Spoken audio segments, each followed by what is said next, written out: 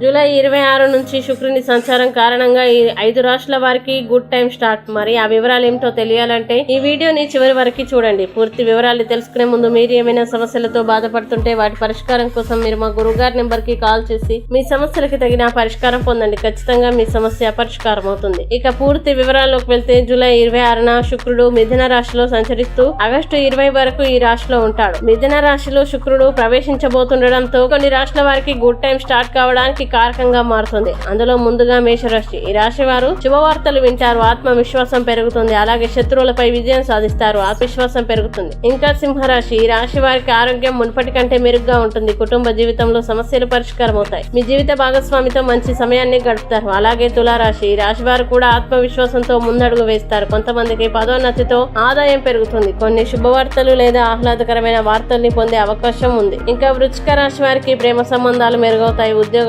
అవకాశాలు లభిస్తాయి, వ్యాపారంలో లాభం పెరుగుతుంది. ఇక చివరిగా కుంభరాశి. ఈ రాశి వారికి కార్యంలో విజయం, ప్రేమ విషయాల్లో సంతృప్తి లభిస్తుంది. ఆరోగ్యం మున్పటి కంటే మెరుగ్గా ఉంటుంది. మొత్తం మీద ఈ శుక్రగతి మార్పు వీరికి కొత్త ఆరంభాలకు దారితీసే అవకాశాలుగా మారబోతుంది. ఈ వీడియో మీకు నచ్చినట్లయితే లైక్ చేయండి, షేర్ చేయండి. ఇలాంటి మరిన్ని వీడియోల కోసం మా ఛానల్ ఇప్పుడు సబ్స్క్రైబ్ చేయండి.